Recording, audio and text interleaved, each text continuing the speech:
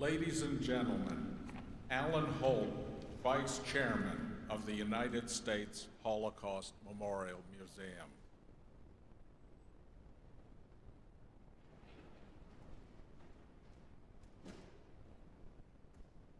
Good morning. Special welcome to our survivors. Exactly 80 years ago today, 2 weeks before the German surrender, American newspaper publishers and editors began a 15-day tour of some of the recently liberated concentration camps. They came from Kansas City, St. Louis, Detroit, Minneapolis, Houston, New Orleans, and large cities such as New York, Chicago, and Los Angeles. At the same time, a bipartisan congressional delegation from 12 different states was making a similar tour. They were all there not just because the largest, most destructive war in human history was coming to an end. They were there because finally the world could now definitively determine if many of the reports about German atrocities could possibly be true. They had been invited by General Dwight Eisenhower, who just 12 days earlier had visited Orchdorf, one of the newly liberated camps, for himself. Throughout the war, he read the intelligence reports describing the atrocities. They seemed unthinkable, so he needed to see for himself. Seeing was believing. He realized that the unthinkable was indeed possible. He wrote, "The things I saw beggar description. The visual evidence and the verbal testimony of starvation, cruelty, and bestiality were so overpowering as to leave me a bit sick. I made the visit deliberately in order to be in a position to give firsthand evidence of these things, if ever in the future there develops a tendency to charge these allegations merely to propaganda." Eisenhower could not have imagined social media, but he most definitely understood human nature. We know this all too well as Holocaust denial continues to grow with each passing year.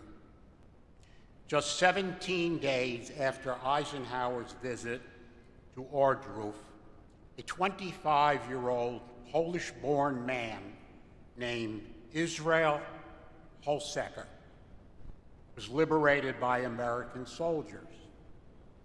He had been in at least 5 different concentration camps, including Auschwitz, Buchenwald, and Dachau.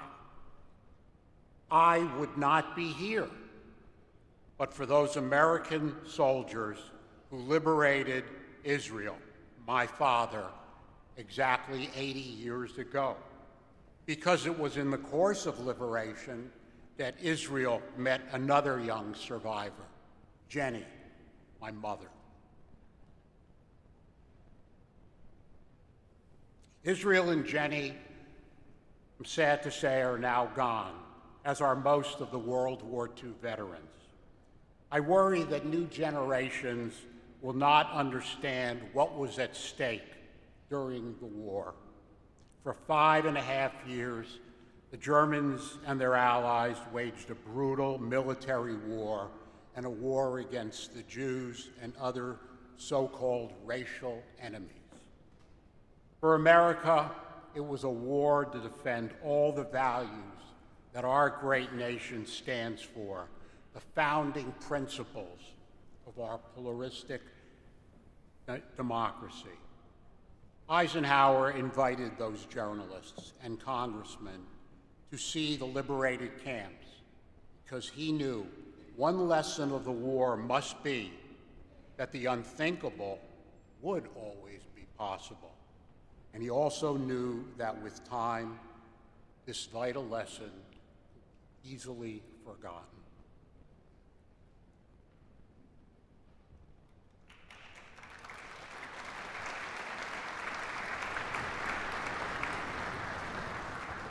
Ladies and gentlemen, please stand for the presentation of the flags of the United States Army Liberating Divisions.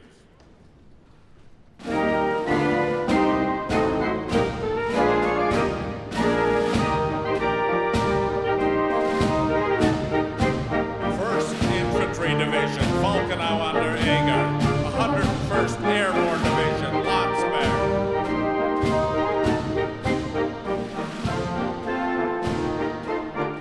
2nd Infantry Division, Leipzig-Schönefeld and Sperrgau.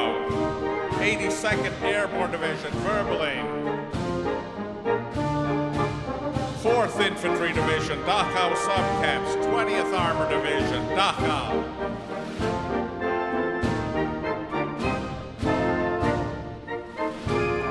8th Division, Verbeling, 14th Armored Division, Dachau Subcamps.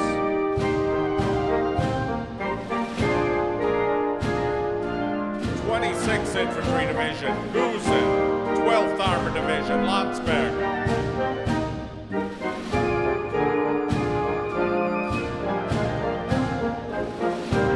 29th Infantry Division, Dinslaken, 11th Armored Division, Gusen and Mauthausen.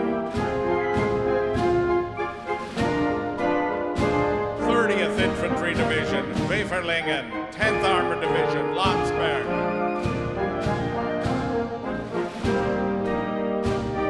36th Infantry Division, Kaufering Camps, 9th Armored Division, Falkenau under Eger.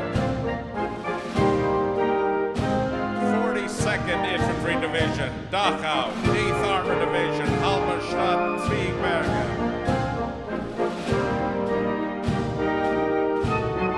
45th Infantry Division, Dachau, 6th Armored Division, Buchenwald.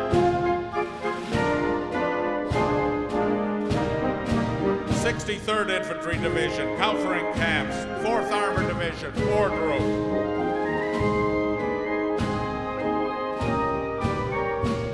65th Infantry Division, Flossenburg Subcamp, 3rd Armored Division, Dora Mittelbau.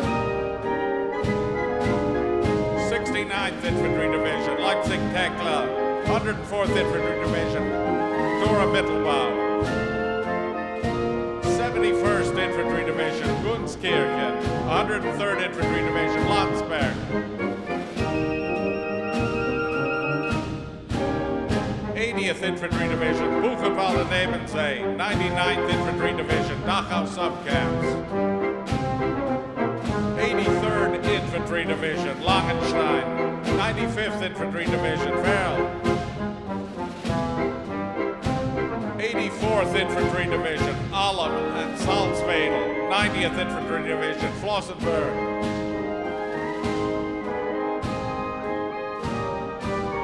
86th Infantry Division, Attendorn, 89th Infantry Division, Ordrup.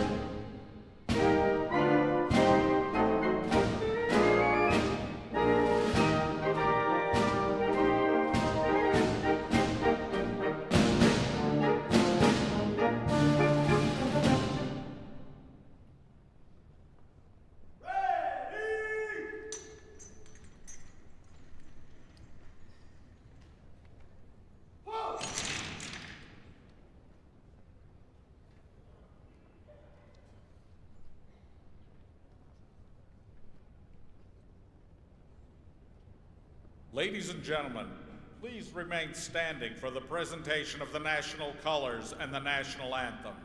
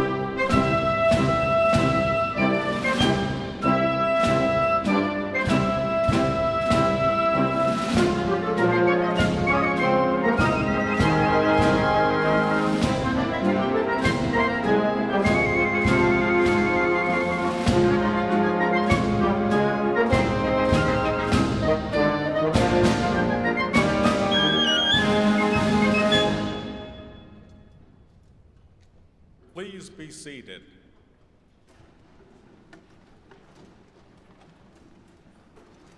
Ladies and gentlemen, Ambassador Stuart Eizenstat, Chairman of the United States Holocaust Memorial Council.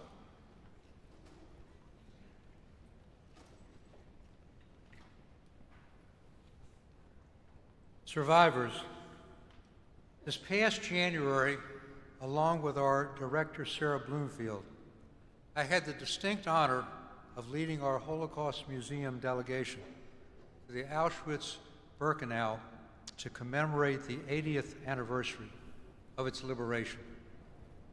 High-level delegations from 54 countries, including presidents, prime ministers, ambassadors, and royalty, which included King Charles of the UK, gathered to remember the victims and to honor the survivors, to hear remarks of my dear friend, survivor Marian Tursky, and several others. It was particularly moving, occurring against a backdrop of unprecedented Holocaust denial and rising anti-Semitism since the October 7th attack on Israel. It was also painful knowing that there are only 1,000 Auschwitz survivors left. Thankfully, 3 of them volunteer at our museum. These Auschwitz survivors were part of the last large Jewish community to be killed, the Hungarian Jews. It was the spring of 1944, and it was clear to all that the end of the war was just a matter of time. Nevertheless, the Nazi regime relentlessly continued their war against the Jews, diverting resources necessary to fight the Allied forces in World War II, just to murder more and more and more Jews. After Germany occupied Hungary, 437,000 Jews were deported to Auschwitz in only 56 days. While these deportations continued day after day, our soldiers were landing at Normandy, and the Soviets were poised to liberate the Majdanek concentration camp in occupied Poland. And yet the Germans never paused for even a moment. By the time of D-Day, January 6, 1944, the vast majority of the 6 million Jews and millions of others had already been exterminated. In January 1944, the senior staff of the U.S. Treasury Department presented to President Roosevelt's Secretary of the Treasury, Robert Morgenthau Jr., one of the most extraordinary reports ever produced in American history. Originally entitled, "Report to the Secretary on the Acquiescence of this Government in the Murder of the Jews." It accused the State Department of refusing to facilitate the emigration of European Jews and the Roosevelt administration of failing to disclose information they had on the genocide of the Jews. At the strong urging of Secretary Morgenthau, when he presented this report in the Oval Office to President Roosevelt, together with the growing public and congressional pressure, FDR finally took belated action on January 22, 1944, to save Jews. He created the War Refugee Board, on which Morgenthau played a major role. Thanks to their urgent action and the heroism of Swedish diplomat, businessman, and humanitarian Raoul Wallenberg, the War Refugee Board saved up to 200,000, mostly Hungarian Jews. Wallenberg was arrested by the Soviet Union in January 1945 and has never been seen again. But he is never forgotten. His role is prominently featured in the U.S. Holocaust Memorial Museum, which is located appropriately on Raoul Wallenberg Place. Understanding all of these events is essential to understanding how and why the Holocaust happened. The murder of the Hungarian Jews reveals the depth and fervor of Nazi ideology, for sure, to kill every Jew they could. And that is exactly what the Germans would do for almost another full year until the very last day of the war. But, importantly, the murder of the Hungarian Jews and other victims reveals something else, that the Germans needed help. After Germany occupied its Hungarian ally, 20,000 Hungarian police and gendarmes facilitated the rapid deportations. The fascist Hungarian government only stopped the deportations under international pressure and recognizing the war was lost. At the same time, the War Refugee Board demonstrated that rescue of Jews was possible, so choices were made by governments and, yes, by ordinary people, all along the way, life and death choices. Even under the extreme circumstances created by Hitler and the Nazis and his allies, people had choices. There were thousands of rescuers in occupied European countries who risked their lives to save Jews. And they deserve special recognition and get it in our museum. But they were a distinct minority. The Germans knew they could not implement what they called euphemistically the final solution of the Jewish question on their own. They needed the cooperation of hundreds of thousands of Europeans and, yes, the silence of millions of others. And they got it. The Holocaust was perpetrated by civil servants, by judges, by lawyers, by police officers, by academics, by doctors, by businessmen, by railroad workers, and by so many others. The Nazis drove the action, but ordinary people made the killing of 6 million Jews and millions of others possible, all of whom were targeted by the Nazis for racial, anti-Semitic, or political reasons. And we must face up to history's judgment that the Nazis also needed the failure of Western European nations and our own great country, whose soldiers heroically did so much to win the war and are represented by the honor guard you saw, to open their doors and their hearts to take fleeing Jews when they could still escape, and they didn't. As I sat at that Auschwitz commemoration, I thought of all the innocent victims of the Holocaust whose voices have been forever silenced, and the 1.5 million children never able to make their mark in the world and pursue their dreams. But I also remembered the courage and determination of all the survivors who built a new life for themselves and their families, and who gave their voice and continue to teach the world about their tragedy and its lessons for our own troubled world today. And I also remember the courage of our own soldiers who liberated the camps. At the same time, I also asked myself, which companies worked slave laborers to death as they were forced to produce military products to keep the death machine of the Third Reich going? Who designed the gas chambers in the crematoria? Who manufactured the deadly Zyklon B gas? Who made the deportation lists? Who drove the trains? Who confiscated the property of the Jews, including their neighbors, in what was not only the greatest genocide in history, but one of the greatest thefts in history, to eliminate all evidence of Jewish culture, religion, and possessions with the same brutal efficiency as the Holocaust itself. Today, on this very special day of memory, there is much to remember.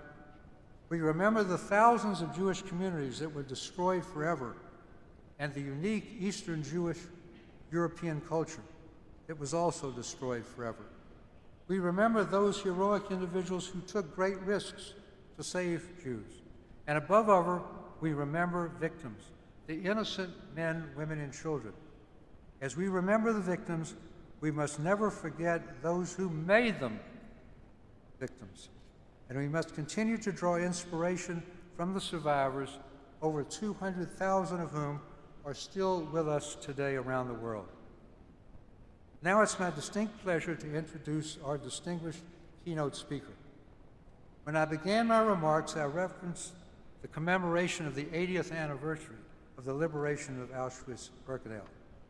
President Trump's delegation to that ceremony was co-led by the 41st Secretary of Commerce, Howard W. Lutnick, whom we're very fortunate to have with us today in the midst of his very heavy burdens. Secretary Lutnick is also known for his singular humanitarian work in the aftermath of the 9/11 terrorist attacks that supported the families of those who were killed in his company in the World Trade Center, including his own brother, and victims of other disasters. Mr. Secretary, you do us honor by coming. We look forward to your remarks on this solemn Holocaust Remembrance Day.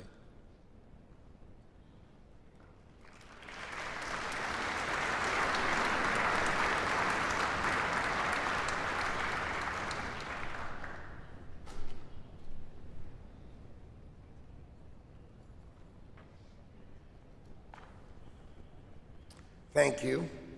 Thank you first to the survivors who honor me with their presence and honor all of us. We deeply appreciate you being here with us today. Thank you to the Holocaust Museum for inviting me and for putting together this morning's program. It's an honor. It's an extraordinary privilege also to be in the Capitol, building that stands not only as the seat of our government, but it stands for freedom, it stands for justice, and it stands for the enduring strength of the American people. It is the flags behind me, all those infantry divisions and all those armored divisions that ended the massacre of 6 million Jews. It is the core strength of America that freed us. And I think while we stand here today, I think we should remember with the flags behind me how vital and important America is and our armed forces are. Today we gather to mourn the loss of 6 million innocent people. We gather to remember the horrors that these people lived through. But we gather not just to remember what happened, but also to make sure, of course, that it shall never happen again. So this, as was just mentioned, this past January, I traveled with my friend Steve Witkoff, and we led the American delegation to Auschwitz. And we marked the 80th anniversary of the camp's liberation. There are no books, no photographs, no documentaries that can enter your soul the way physically being in Auschwitz pierces inside of you. Stand beside gas chambers that were designed to kill people. Stand behind ovens that were designed to kill people. And you see the fabric of these people's lives strewn in an exhibition to just remind you of how horrible the events were. Over 1.1 million people, 1.1 million people were murdered there. Children, mothers, grandparents, teachers, human beings. And they were all targeted, as we all know, simply for being Jewish. And there you could feel the horror of it all. I met survivors there. I heard their stories. I saw the tattoos inked on their arms. They survived, and they reminded me of the scale of the hate that can and must be overcome. The Holocaust was a failure of humanity. But as we all know, no matter how hard we try, that kind of hatred continues to exist, just in many, many other forms. It shows up in different ways, and it shows up at different times. On September 11th, our country was attacked by jihadists. These radical jihadists murdered thousands of innocent people. They killed my brother Gary. He was 36. They killed my best friend, Doug. He was 39. And they killed 656 of my other friends and colleagues who worked at my company, Cantor Fitzgerald, because Cantor Fitzgerald was on the top 5 floors of the World Trade Center. I lost nearly everyone I worked with. It was enough, really, to break anyone. But we decided we would rebuild in order to care for the families of our colleagues who were killed that day. On October 7th, 2023, that evil, it surfaced again. In Israel, 1,200 Jewish men, women, and children were massacred. Women raped and mutilated. Entire families burned alive. 254 people taken hostage. Again, it was coordinated. Again, it was calculated. Again, it was carried out with the same genocidal hatred that fueled Auschwitz. And it's that same disregard for human life that fueled the September 11 attacks. It's just the same hate. It just comes at a different time with a different name. So we have to be clear, we have to be strong, and we have to be united. America is great because we believe in freedom, we believe in justice, and we believe in truth. And that is exactly what our enemies hate. And when those key ingredients of America are tested, we rise. That's why the flags are behind me, and that's why we stand here in our capital. We don't run from it, we address it head on. We remember it, so we will see it coming. And we must stop it before it spreads. So I'm here to tell you in very, very clear and plain language, President Trump will never back down from defending the Jewish people. Never.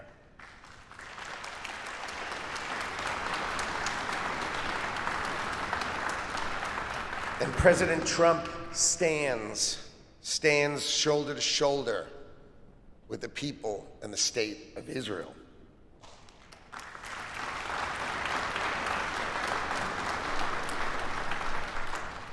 Colleges and universities that enable anti-Semitism, they will lose our government's support.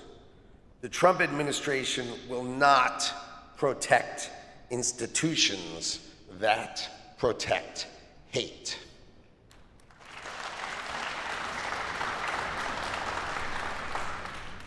This administration's promise is real. It matters, and it's not going anywhere. This country stands with the Jewish people, not just in words, but in the actions that we take. Our administration is clear. Hate and anti-Semitism have no place in America.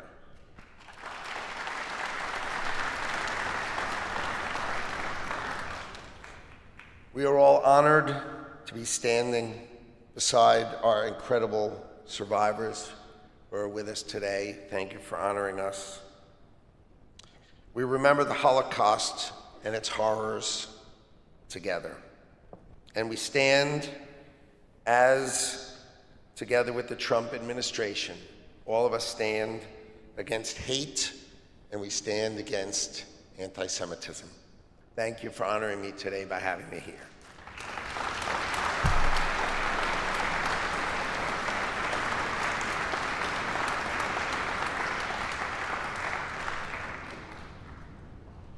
Ladies and gentlemen, Abe Foxman, Holocaust survivor.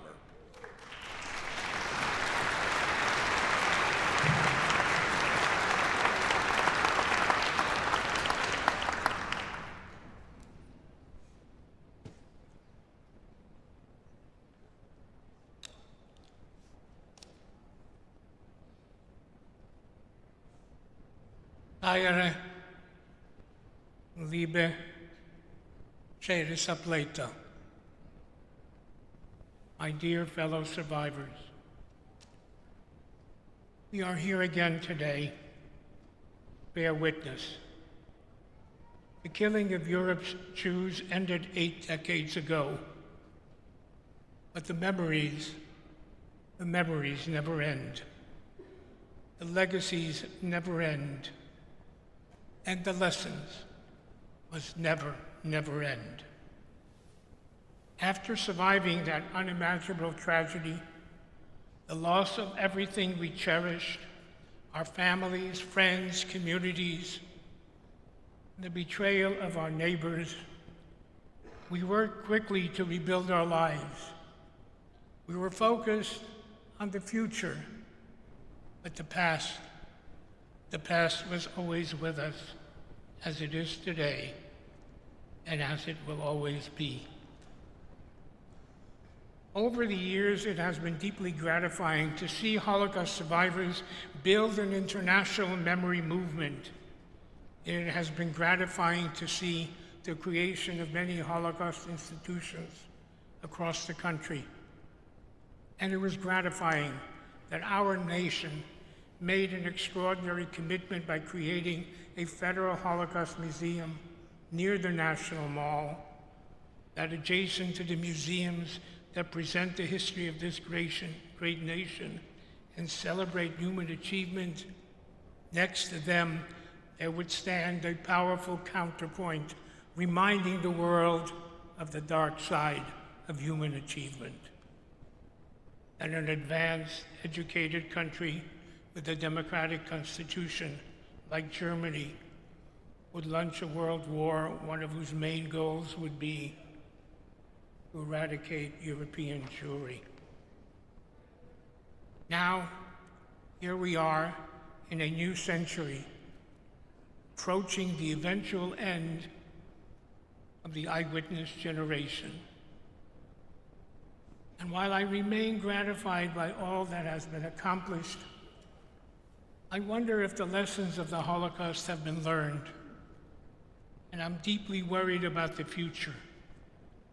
I sense I may be speaking for many survivors. We look around us and what do we see? Rampant anti-Semitism on college campuses in the cities worldwide in the aftermath of that horrific terror attack on our cherished Jewish state Israel.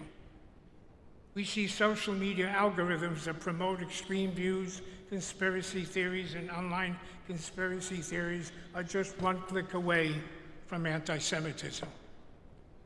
And anti-Semitism not so different from the conspiracy theories that permeated Europe for centuries, long before Hitler was born, and helped make the killings of 2/3 of our people possible. As we look around us, we also see forms of anti-Semitism that seemed unthinkable.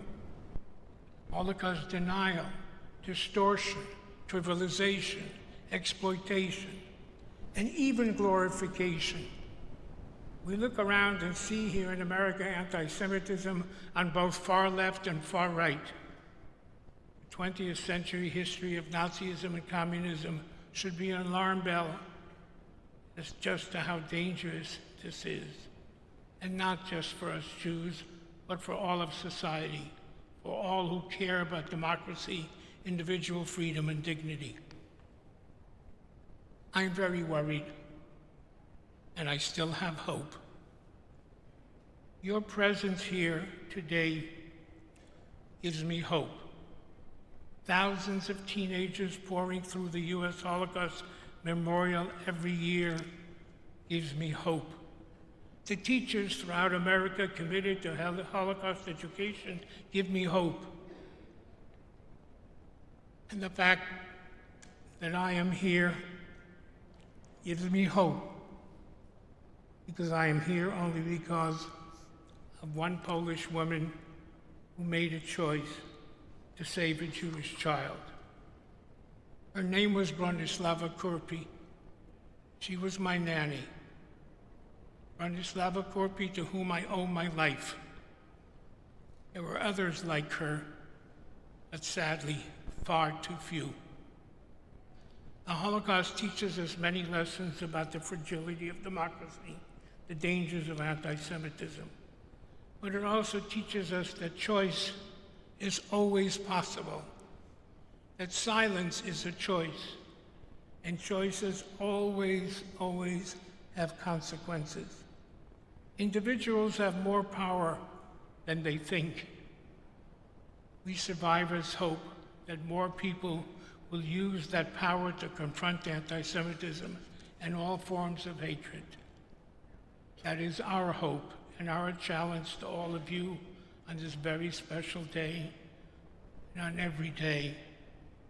May we all choose wisely. We live in very chaotic times where our values, our history, our democracy are being tested. As a survivor, I'm horrified at the explosion of anti-Semitism, global and in the US.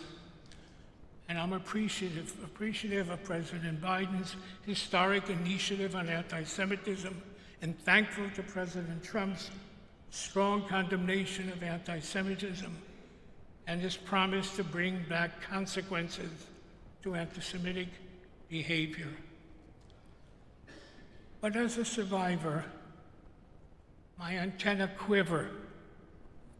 My antenna quiver when I see books being banned, when I see people being abducted in the streets, when I see government trying to dictate what universities should teach and whom they should teach. As a survivor who came to this country as an immigrant, I'm troubled when I hear immigrants and immigration being demonized.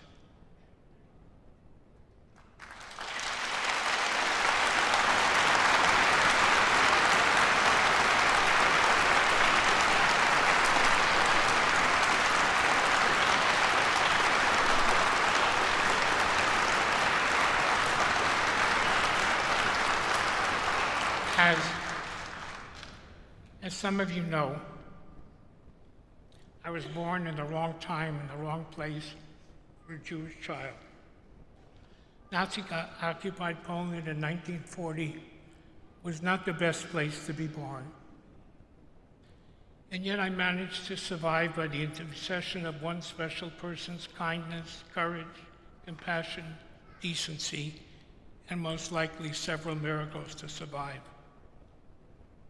As I grew older, I tried to understand what it meant that I had survived. And the first set of questions were very serious existential questions of why. Why did the Shoah, the Holocaust, happen to the Jewish people? Why did over 1.5 million Jewish children perish? Why was the world silent, and why didn't the Almighty intervene? To these universal questions of why were added very personal questions. Why me? Why me and not the other little boys and girls, the Shleimelach, the Chanalach, the Saralach, the Moishalach? Why not them? Why me? In that struggle to understand, two facts became very clear. One is that the world knew.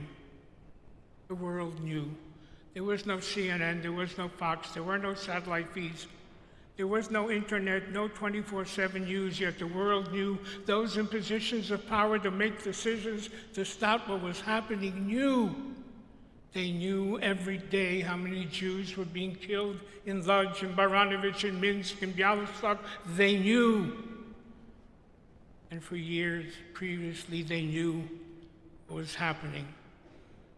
Ken Burns, in his PBS series, America and the Holocaust, told the world how much America knew and how little it did.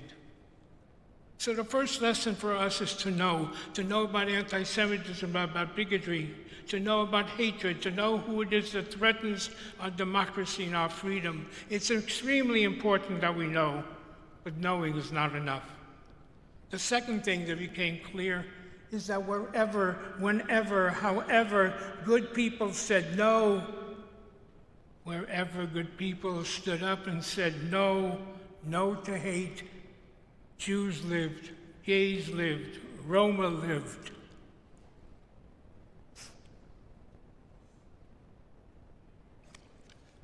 There was an Oskar Schindler who saved 1,200 Jews. There was a Raoul Wallenberg, you heard, a Swedish diplomat who saved 50,000, maybe 100,000 Jews. There were 60 diplomats who acted against their country's wishes and saved thousands of Jews. There was Denmark, Bulgaria, Albania. Ironically, it was in the Balkans that a magnificent chapter of humanity was written, not in the capital cities that provide us with philosophy, with music and art, but in the Balkans. Bulgaria saved all its Jews, not Macedonian Jews, because from the king to the patriarch, to the peasants, to the parliamentarians, they all said no. And as I said, I stand here today because there was a lady who could barely read and write, who did not sit down and weigh the measure and the risk, yet risked her life every single day for 4 years to protect the life of another human being, a Jewish child. So I stopped asking the questions of why and began to ask the questions on the order of what if. What if instead one Raoul Wallenberg, there had been 10,000? What if instead one Oskar Schindler, there had been 10,000? What if this wonderful country of ours had permitted the passenger ship to St. Louis to dock at these shores and unload its cargo of refugees? What if we had bombed Auschwitz? What if our neighbors to the North Canada had found room for 5,000 Jewish orphans? What if we had traded trucks for Jews? What if Switzerland would have permitted the entry of Jewish orphans? The Dominican Republic said yes. Cuba said yes. America and Canada said no. And there was no Israel. There was no Israel to open its doors. So for me, remembering and bearing witness is to make sure that our children and grandchildren will never have to ask, what if in the future? What if their parents, grandparents stood up every single day to say no? No to anti-Semitism, no to hatred, no to bigotry, no to prejudice, and no to racism. Bearing witness also gives me an opportunity to say thank you to my nanny, Bronislava Kupi, whom I never had the opportunity to thank. Finally, the Holocaust did not begin with gas chambers. It began with words, hateful, ugly words that demonized, degraded, debased Jews, and those words became ugly, hateful deeds. In the Jewish tradition, we believe that life and death is in the power of the tongue. 3 times a day, Jews who follow the tradition ask the Almighty to keep my mouth from speaking evil. Nitzor l'shoni mira.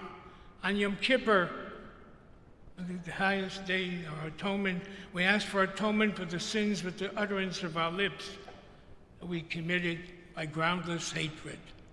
We believe in the power of words, in the power of good people to stand up and say no. Never again was an 11th commandment etched in the aftermath of Auschwitz. It was etched by the Jewish people based on a Jewish experience, but never again that pledge, that imperative, that commandment as a universal message. For all of us today must bear witness and be faithful to that commandment, which instructs us all to never again be silent when anyone is in fear, danger, isolated, singled out because the color of their skin, their religion, their ethnic origin, their sexual orientation, or anything that makes them different from the rest.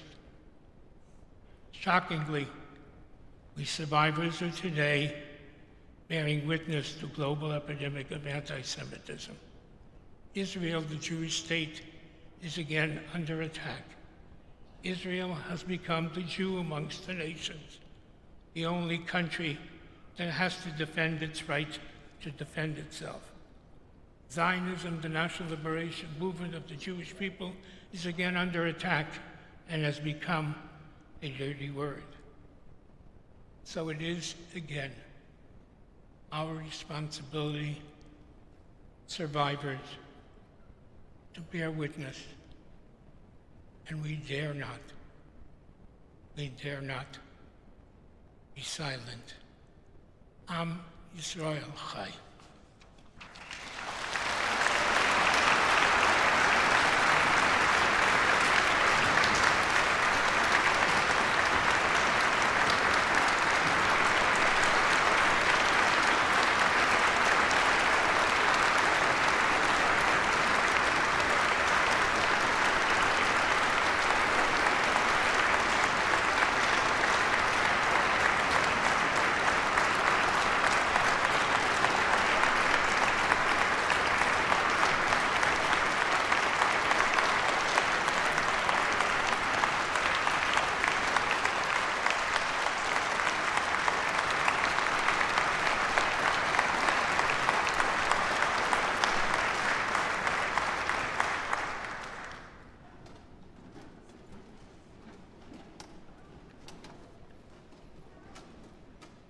These United States Army officers are participants in a museum leadership program that has included over 800 U.S. military service members. Through examination of the Holocaust, they gain insight into their own professional and individual responsibilities.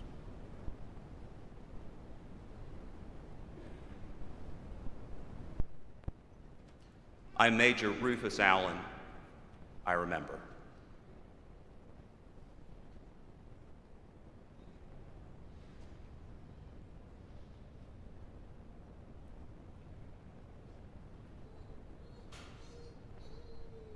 I am Major Keaton Troy. I remember.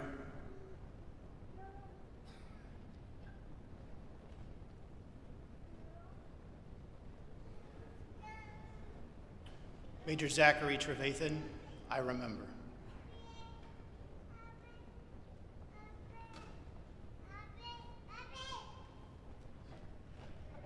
I am Major Danielle Haynes. I remember.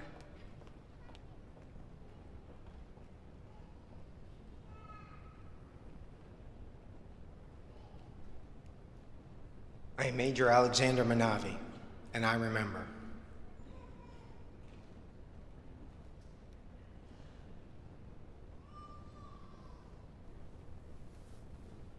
I am Major Emily Merrick. I remember.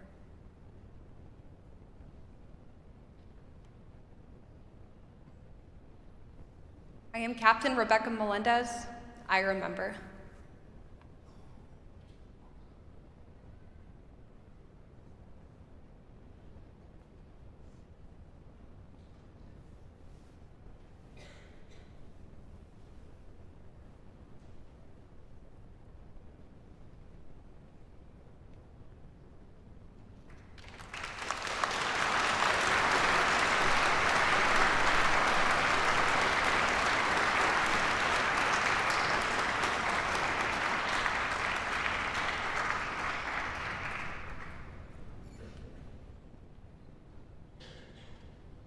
Ladies and gentlemen, we are honored to have more than 30 Holocaust survivors with us today. And now, some will share memorial reflections. My name is Louise Lawrence Israels. Due to bravery, resourcefulness, and sheer luck, I survived with my parents, brother, and dear friend. We hid in an attic for over 2 years. The image I hold depicts 2 of my relatives enjoying a wonderful day at the beach. Looking at this is bittersweet. I'm grateful to have this photo, but I'm very saddened that I never got the chance to meet them. That opportunity was ripped away from me when the Nazis occupied my country, the Netherlands, and began deporting its Jews. Both of them were deported to Auschwitz in 1944 and murdered. I honor and remember my great-aunt Gesina Wilhelmina Gompertz-Polak and Eddie Barend Gompertz, my cousin.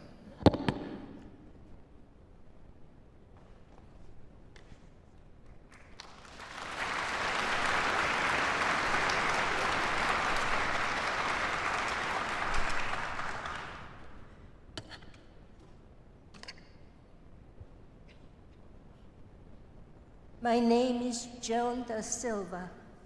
Pictured here relaxing on the rolling hills of Poland are my mother, my two aunts, and my grandmother. Only my mother survived the Holocaust. My Aunt Lola disappeared shortly after the Germans occupied my hometown of Przemyśl, Poland. My Aunt Lunia was betrayed while in hiding and was shot and killed. Even though my family got false IDs for protection, my grandmother refused to leave the ghetto and was later murdered. This image fills me with a mixture of rage and grief. I never had a chance to get to know them, or myself for that matter. At age 5.5, I had to pretend I was someone else in order to survive. Everything was taken away from me before I had a chance to get my bearings in this world, and I still feel the effect today. I remember my grandmother, Rosa Adolf, and my aunts, Lola and Lunia Adolf.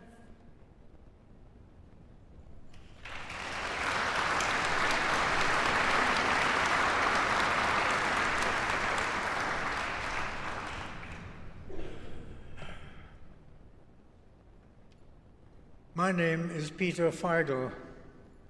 Although I was born in Germany, I spent most of the war years in France, trying to stay one step ahead of the Nazis. On August 26, 1942, while I was away at a Quaker summer camp, my parents were arrested. I began writing a diary dedicated to them the very next day. I hope to tell them about my life during their absence when we were finally reunited. Here you see a page from my diary with photos of my parents. The reunion I so desperately longed for never happened. My parents were deported to Auschwitz, where they were murdered. Had it not been for the help of strangers, I might have suffered the same fate. I remember my parents, Ernst Feigl and Agnes Bornstein Feigl.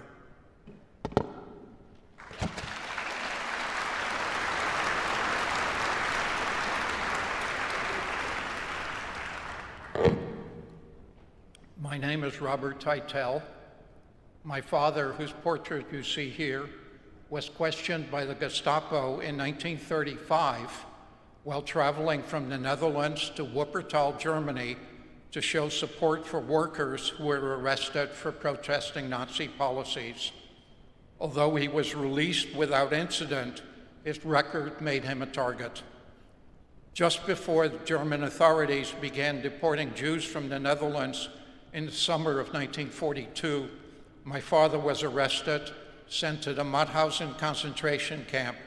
He was executed the day after he arrived. Fearing for my safety, my mother placed me in hiding with strangers in Amsterdam. I was just 1 year old. I do not have any memories of my father, and it hurts, but I am grateful to have this portrait of him. Today and every day, I honor the memory of my father, Abraham Manu Teitel.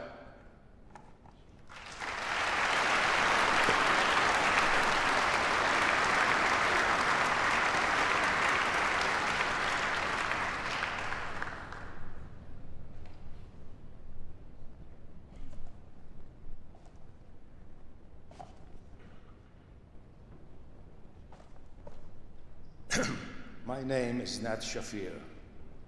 In November of 1942, local priest with whom we had a great relationship showed up at my family dairy farm in Romania. This time, however, he came only to hand us over to the authorities. Our family had 4 hours to pack our belongings. We took with us this Haggadah.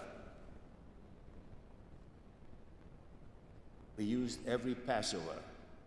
My father and I later hid it with other Jewish ritual items in a bombed-out building the day before he was deported to a forced labor camp, leaving me to care for my mother and 2 of my sisters. I was 7 years old at the time. Fortunately, my father survived and we recovered these family treasures. It is especially meaningful to stand before you today and lead the mourners' Kaddish, as today is also my father's yahrzeit. I will be reciting the Kaddish for him and for 6 million Jews who were murdered during the Holocaust, including 32 members of my extended family. I invite you to please stand and join me reciting the mourners' Kaddish.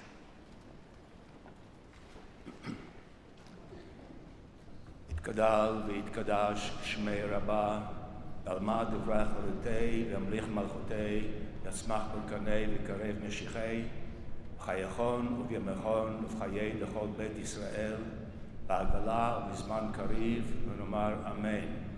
יהי שלום רבה מן שמיה, חיים טובים עלינו ועל כל ישראל, ואמרו אמן. עושה שלום במרומיו, הוא יעשה שלום עלינו ועל כל ישראל, ואמרו אמן.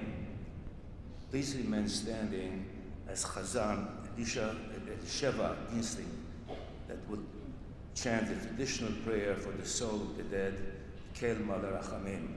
I invite you to hold high the photo that's on your chair. Together, we honor their lives and remember them. Yeh Zochram Baruch, Am Yisrael Chai.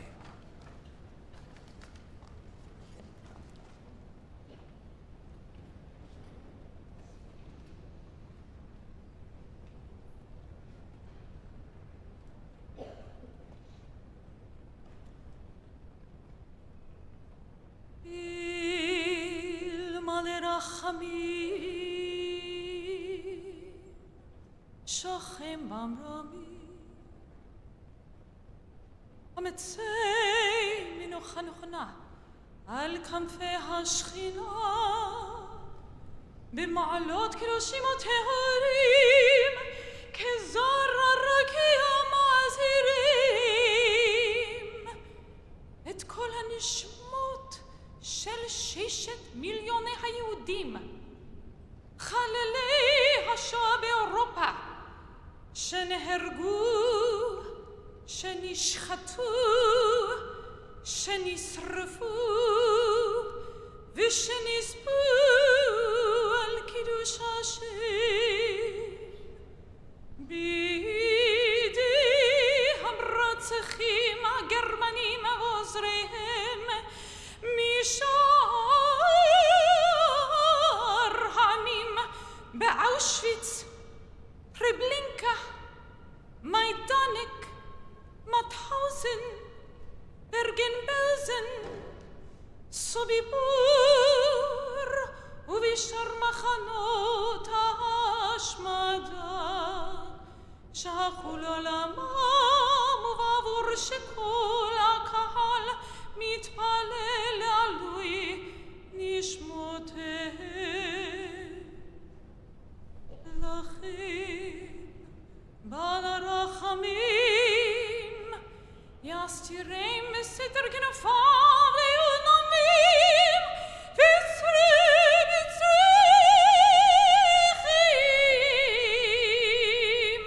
את נשמותיהם אדוני ונחתם בגן עדן תהא מנוחתם ויעמדו לגורלם לקץ הימים ונאמר אמן.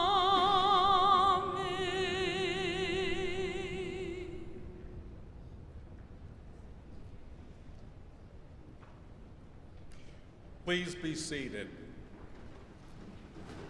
Ladies and gentlemen, Sarah Bloomfield, Director of the United States Holocaust Memorial Museum.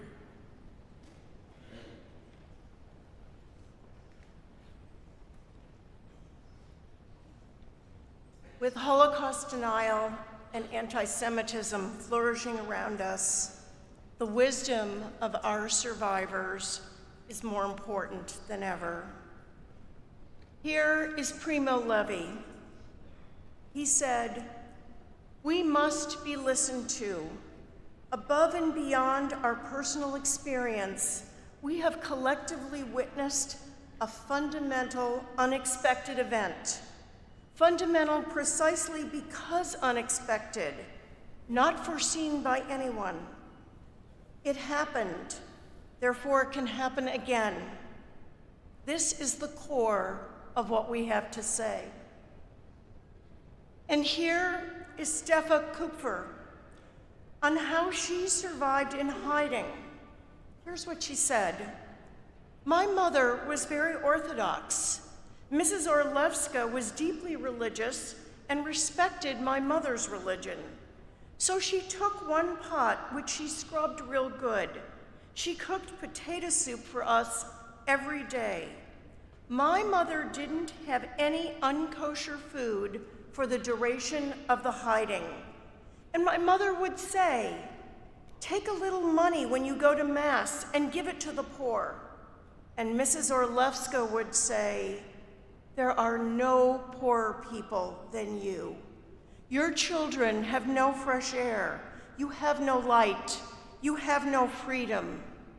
Nobody is poorer than you.' She wouldn't take a penny, never. She did it out of the goodness of her heart. And after liberation, she says, 'Please, don't stay in touch with me. Don't ever come back. I don't want my neighbors to see you. I am afraid for the safety of my life. My people will not forgive me for saving a Jewish life.'"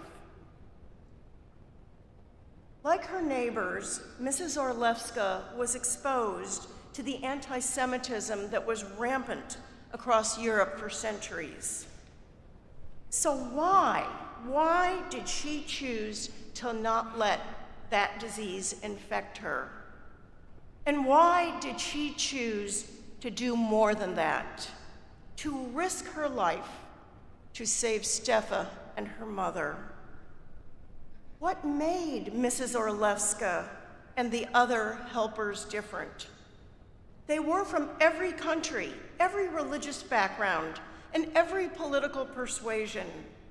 Why were they not influenced by the hatred, propaganda, peer pressure, and greed all around them? The warning of Primo Levi, the gratitude of Steffa, and the actions of Mrs. Orlewska stand for all time, reminding us of what happened and what can happen, and asking each of us this fundamental question: now that you know, what will you do?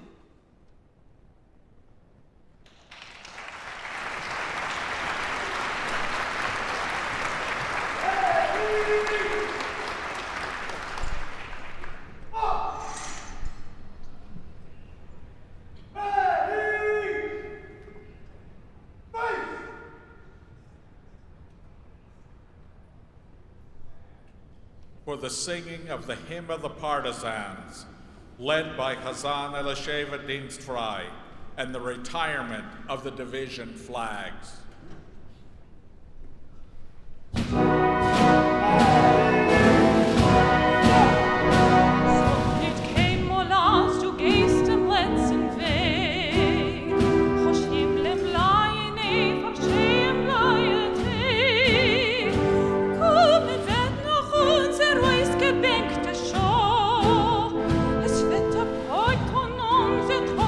Seine da, komm mit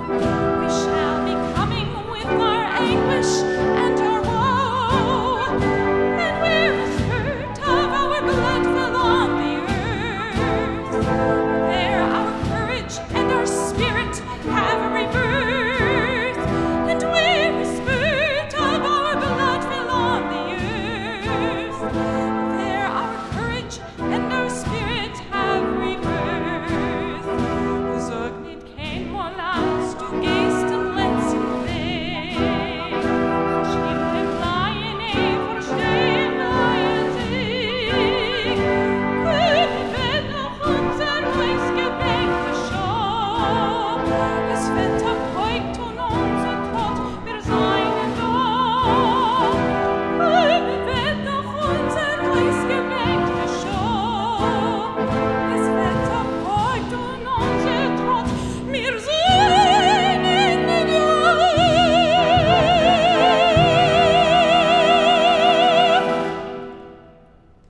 Ladies and gentlemen, this concludes our program. Thank you for sharing our national commitment to Holocaust remembrance.